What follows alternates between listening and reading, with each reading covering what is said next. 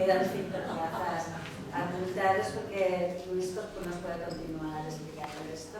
Bueno, y ahora para terminar esta interesante mesa, hemos estado hablando del presente porque todas las historias nos llevan al presente, la memoria, y especialmente la de Juan Carlos, pero ahora nos vamos a acercar a una de la que normalmente se habla menos, que es del tardofranquismo, y que sirve para recordar a través de trabajos como los de Juan José del Águila, que además nos ha traído hoy, y mi hermano Elías lo va a repartir, dos listados, uno de las actividades de la provincia de Ávila que fueron procesados por el Tribunal de Orden Público y otros detenidos, o sea, detenidos en Ávila, procesados, pero nos lo va a contar él. Y entonces, realmente este trabajo nos lleva del año 63 al 78, ¿no? Y nos acerca a este convencimiento que ya sabemos y que algunos sufrimos de que la dictadura lo fue hasta el final. Te doy la palabra, pero antes te presento. A ver, Juan José del Águila fue también represaliado por el franquismo porque en el año 1962 fue sometido a Consejo de Guerra, estamos en un año antes de que se cree el Tribunal de Orden Público, de Algeciras junto con su padre por unas supuestas alteraciones de orden público ocurridas en el verano de 1961 en un boicot ciudadano por el aumento de los precios de los cines de verano, siendo absuelto él y condenado su padre a 2 meses y un día de arresto. En la sentencia se le impuso un correctivo disciplinario a uno de los policías que actuó dándole una bofetada a su padre. Ya iba él con intenciones de convertirse en abogado, me parece. Bueno, además participó activamente en el movimiento estudiantil universitario antifranquista y se afilió simultáneamente a la FUGE, al sindicato estudiantil y al PCE, y señala el año en 1963. Fue expedientado en la universidad junto a otros 47 estudiantes de la Complutense, que la mayoría terminaron en la Universidad de Valencia, algunos en Barcelona como Manuela Carmena, ¿no? O de Valencia luego fue a Barcelona. No, terminó en Valencia. Ah, vale. Bueno, pues entonces se licenció en Derecho, por eso en la Universidad de Valencia, por un expediente universitario. Bueno, fue procesado en el año 1968 por propaganda ilegal y condenado por el Tribunal de Orden Público, que luego ha estudiado, a 1 año de prisión. Ejerció la actividad profesional de la abogacía hasta finales de 1989, en que accedió a la magistratura, y en 1997 leyó su tesis doctoral el Tribunal de Orden Público, TOP, 13 años de represión política. En octubre del 2001 se publicó por la editorial Planeta el TOP, La represión de la libertad, 1963 a 1977, y una nueva edición ampliada del libro se ha publicado por la Fundación Abogados de Atocha en 2020. Libro completísimo, con muchísimos datos de los abogados del TOP, de los procesados por el TOP, que tenéis allí para poder comprar y que os lo pueda firmar después el autor, ya que lo tenemos aquí. Entonces dejo ya la presentación para dejarte la palabra, y el público, muchos tenéis ya estas listas de procesados por el Tribunal de Orden Público de la provincia de Ávila.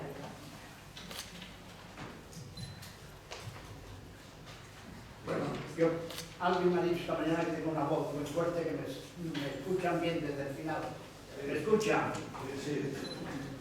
Bueno, buenas tardes, en principio, a todos y todas, y tengo el honor y la obligación de decir que está entre nosotros. Yo iba a decir muchos títulos, pero con uno es suficiente. Es el decano de los historiadores españoles, Nicolás Sánchez Albornoz, que está con nosotros. Para nosotros...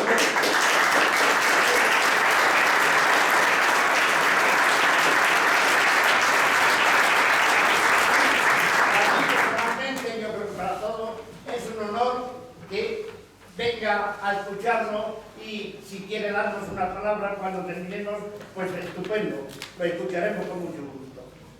y ya, si me da permiso la presidenta, renuncio a hacer la cuestión previa para ir de lleno al grano. Y trataré de meter una morcilla con la cuestión previa. Perfecto, admitido, señor letrado. Como ya tengo una edad provecta, digo provecta, hay personas mayores, tengo necesidad de leer mis intervenciones porque hay momentos en que pierdo un poco el norte y entonces pues es mejor tener el papel delante.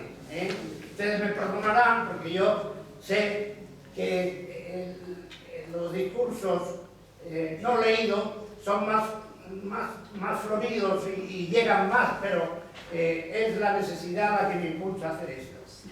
Tengo que empezar a dar una doble felicitación y agradecimiento a Isabel y Enar y al resto de los organizadores, los técnicos que han montado esto, porque sé por experiencia lo que significa montar una jornada y la cantidad, y sobre todo en una ciudad como Ávila, que leía cuando venía para acá que mañana salen de aquí 20 autobuses para la concentración, como en los viejos tiempos. Salen de aquí de Ávila 20 autobuses para la concentración. Yo no sé si han cambiado de sitio, la Plaza de España, los periodistas, se aclararán, se aclararán la consigna a los conductores. Bueno, pues me parece doble mérito que hayan organizado esta jornada aquí y a la compañera Isabel, que antes le he llamado, ¿cómo te llamó? Teresa. Es que no tenía papel delante. Por eso he cambiado el nombre. Yo decía aquí, no solo por su significado, contenido y actos programados de una permanente actualidad político-social en la situación que se encuentra el país, sino porque el vigente diseño territorial constitucional, la ciudad de Ávila sigue encuadrada en la Junta de Castilla y León, que sorpresivamente, al menos para mí, figura junto a otras 6 entidades patrocinadoras, promotoras, pese a no estar incluido en el programa el tema de la tauromaquia, de especial consideración para el actual consejero de Cultura de dicho organismo. O sea, si han patrocinado esta jornada, es buena señal. Bravo por los organizadores. En este primer apartado de los reconocimientos, no puedo ni debo omitir aquí el nombre de María Luisa Suárez Roldán, mi maestra en la profesión de abogado, de las primeras abogadas laboralistas de España, militante del PC y miembro que fue de su comité central, en el primer despacho de dichos profesionales en la calle Cruz 16, tercero de Madrid, maestra y precursora de una legión de abogados laboralistas que tras pasar por un aprendizaje rápido en ese despacho se multiplicaron por diversas ciudades de toda España y en el que yo me siento muy orgulloso de haber ingresado al salir de la cárcel de Segovia a finales del año 69 y haber pasado varios años trabajando junto a ella y otros compañeros de Madrid. Yo creo que quizás haya alguien que tenga el recuerdo de María Luisa, porque tengo constancia del esfuerzo y dedicación que significó para María Luisa, con la colaboración siempre de su fiel esposo y compañero, Fernando, con hacerse cargo de la asesoría jurídica de las comisiones obreras de Ávila, a donde se trasladaban en coche toda la semana y pernoctaban aquí una o dos jornadas, porque al día siguiente tenían la consulta y además celebrar los juicios en la Magistratura de Trabajo de Ávila tras su legalización. Así que un recuerdo para María Luisa, ya fallecida hace unos años, pero que le guardo un cariñoso recuerdo como no puede ser de menos. Mi participación en esta mesa de las 5 de la tarde, que es junto a otros 3 especialistas que me he quedado impresionado por las 3 intervenciones, porque a cuál mejor de ellas, y junto a otros 3, por los organizadores de 20 minutos, bajo el título Procesados Abulense, que es la hojita, el hojazo que le han dado a ustedes.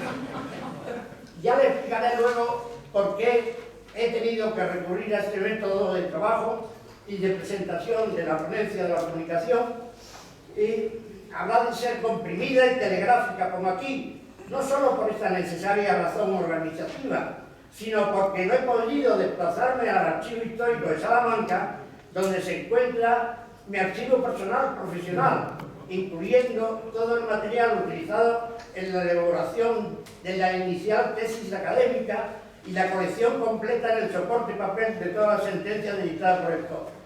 Aquí meto la morcilla, aquí meto la morcilla. Al señor que ha participado esta mañana, es un enorme funcionario del Archivo de la Memoria Histórica de Salamanca. Pues bien, en este archivo, y desgraciadamente, tuve que recurrir al Estado para que se llevaran mi archivo y iba a decir en dónde estaban, pero no viene al cuento. Se llevaron mi archivo personal hace ya 2 años y pico. Pues esta es la fecha que todavía no lo han hincado el diente al archivo, o sea, que sigue metido en cajitas y con lo cual, yo que pensaba desplazarme a Salamanca para ver, si no todas, algunas de las sentencias de esos señores que vienen ahí en la fita, pues me ha sido imposible acercarme. Así que ya se darán ustedes cuenta de la limitación enorme para hacer una ponencia de los 31, por una parte 31 procesados nacidos naturales de aquí de Ávila o de algunos de sus pueblos de su provincia, y de otros 5 que tenían el domicilio en Ávila o en su provincia cuando fueron procesados por el Tribunal de Orden Público. Bueno, solo y gracias a la informática, al conservar los datos personales y profesionales de la ficha individual de cada uno de los procesados, estas fichas individuales tengo que aclararles a ustedes que fue el segundo paso que di cuando encontré, y no puedo extenderme, pero eso sería objeto de otra conferencia, cómo conseguí las sentencias del Tribunal de Orden Público. Y una vez conseguida, hicimos una ficha personal. Yo me afilié de mis hijas y una amiga de mis hijas, pero pagándole, no fue un trabajo gratuito. Yo les pagué la ficha, al hacer ficha por ficha. Entonces una ficha personal donde sacamos todos los datos personales de cada procesado. Eso es la base luego del estudio que he hecho, la investigación académica, la tesis doctoral y los posteriores 2 ediciones que ha referido Isabel del libro del TOC, que lógicamente les recomiendo que lean porque es una forma de tener una visión global de dicho tema.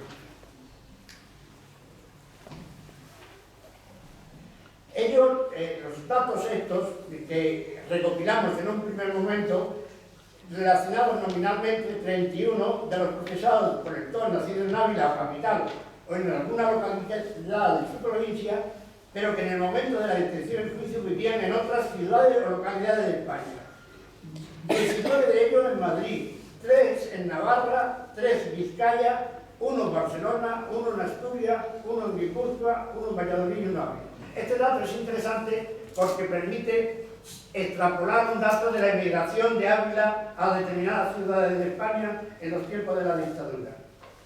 Una segunda lista con 8 procesados, yo he dicho antes 6, es que se me vuelan los datos. Una segunda lista con 8 procesados por el TOC que no habían nacido en Ávila, pero tenían su domicilio en alguna localidad de esta provincia, como son 1 en Nava del Marqués, 6 en Gavilanes, salvo 1, Moisés González, nacido en Ávila y con domicilio en Madrigal de Altas Torres. Los datos que figuran anteriormente individualizados para cada uno de los procesados por el TOC, nacidos o con domicilio en Ávila y su provincia, junto a los del resto de procesados en toda España, sirvieron lógicamente de base para elaborar los 37 cuadros y 7 gráficos que se incluyen en el libro antes referido, la segunda edición ampliada del TOC, la represión, que lo tienen ustedes a su disposición.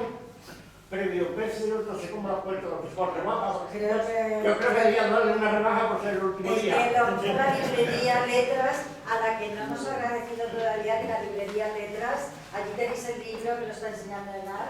Entonces la librería Letras se ha encargado de de pedir los libros, de traerlos aquí, y les queremos agradecer también el esfuerzo. Muchas gracias. No se cree. Lógicamente, utilizaremos tan solo algunos, concretamente 5 cuadros, a efectos puramente ilustrativos y comparativos con las principales del país. Bueno, los cuadros lógicamente se refieren a todos los procesados del país y se sacan los porcentajes de cada capital de provincia con el resto de España. En el cuadro número 26, lugar de nacimiento por provincia, de los 31 nacidos en Ávila, lo que significa un porcentaje sobre el total del 0,35%. Estos me estoy citando de los cuadros que vienen en el libro. En el cuadro número 27, página 256, procedencia de los procesados por el lugar de nacimiento media ponderada. Ávila, con una población media estimada, que es la media que sacamos de los años que funcionó el TOP, de 202.269 habitantes, con lo que los 31 procesados por cada 100.000 habitantes le corresponde el 1,5%. Como verán, estos datos parecen fríos y requieren necesariamente que vayan al libro. Es un incentivo que le pongo a ustedes para que digan, pues voy al libro a ver si esto que dice es verdad. En el cuadro número 28, el número 28, lugar de nacimiento, de los 31 procesados, 4 nacieron en la capital, el 13% del total, y 27, que es el 87%, en las siguientes localidades de la provincia. 4 en Candelera, 4 en Cebreros, 2 en Las Zaitas, 1 en Santa Cruz del Valle, 1 en Hoyo del Pinares y 1 en Navaluenga.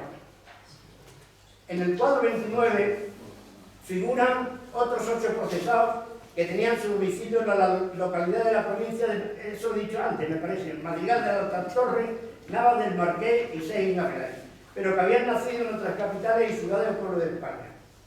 En el cuadro número 30, domicilio, comunidades autónomas, la comunidad de Castilla y León, a la que me he referido antes, figura en la 6ª posición con un total de 213 procesados por el TOP, lo que representa un 2% del total de los 9.146 en toda España. Aquí voy a meter otra cosilla, si os permite. El hecho de que utilice la comunidad autónoma, que ya saben ustedes que el franquismo no creía en las comunidades autónomas porque no existían, es porque siempre pensé que en el futuro los estudios tendrían una de las modalidades de estudiar los procesados del TOP sería configurando las comunidades autónomas, que es la actual distribución territorial del Estado español. Y entonces me ha dado la razón los historiadores que hasta el momento han hecho historia de los procesados de toda la comunidad autónoma en Cataluña, en Valencia, en Andalucía y en Galicia, y que yo sepa están ahora trabajando en Asturias y en el País Vasco.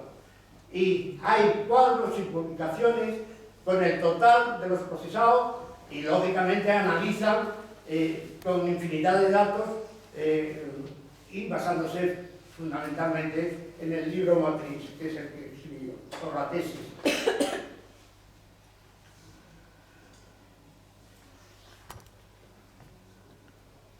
Otros datos cuantitativos de interés serían que fueron 25 las sentencias dictadas para los 31 de Ávila. 3 de ellas con 2 procesados, lo que suma 31. 26 fueron varones y 5 mujeres. Por profesiones había obreros 19, estudiantes 10 y una maestra y una enfermera. Bueno, maestra y enfermera se puede ver también como de la clase obrera, pero bueno, yo por cualificada de profesiones la he puesto separada. Delitos imputados a los 31 de Ávila. 14 por asociación ilícita, 8 por propaganda ilegales, 5 por reuniones o manifestaciones no pacíficas, 2 desórdenes públicos y 2 por armas explosivas. Respecto a las condenas, 9 lo fueron con prisión menor, ya saben, de 1 a 2 años, 2 con prisión mayor. 1 2 con prisión mayor y le pusieron 10 años por tenencia de armas y explosivos y 9 de arresto mayor, de 3 meses a 7 meses. Hubo también, en el total de los 31, 11 absoluciones. El domicilio de los 31, cuando fueron procesados, lo voy a poner, ya lo he dicho antes. Y para terminar esta intervención, como homenaje, una cita a mi otro gran maestro, compañero, don Antonio Miguel Bernat Rodríguez, catedrático de Historia del Pensamiento Económico y de las instituciones de la Facultad de Ciencias Económicas Empresariales de Sevilla, quien falleció el 11 del pasado mes de julio en esa ciudad. Fue codirector de mi tesis académica sobre el TOP, junto al también catedrático de Derecho Penal Francisco Muñoz Conde. Leída que fue en noviembre del 97 en la Facultad de Derecho de la Universidad de Sevilla, antecedentes de las 2 ediciones Planeta 2001 y GPS 2020 del libro de TOP, La represión. Parece que lo ha dicho ya, pero perdonad por la repetición.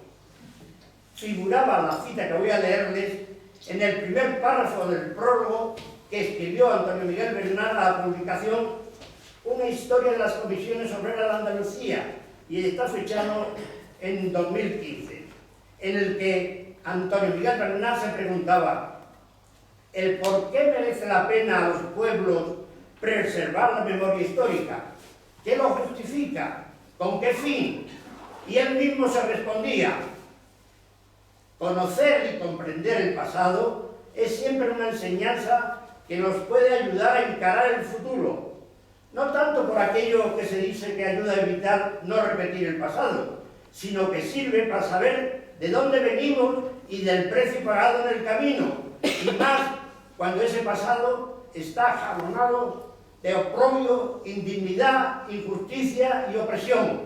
Entonces, la primera enseñanza que el libro puede transmitir se ha de condensar en una sola: un ferviente deseo por la libertad. Son palabras preciosas de mi maestro que yo creo que debían estar grabadas en algún monumento que se levante algún día. Ojalá que ustedes puedan compartir esas palabras y deseos de mi maestro Antonio Miguel Bernat, con las enseñanzas y saberes que deben sacar de esta jornada. Yo creo que no tengo que decirles cuántas y de qué calidad han sido. Y mucho más si compran y leen y comentan el libro, la segunda edición empleada, el TOP, La represión de la libertad.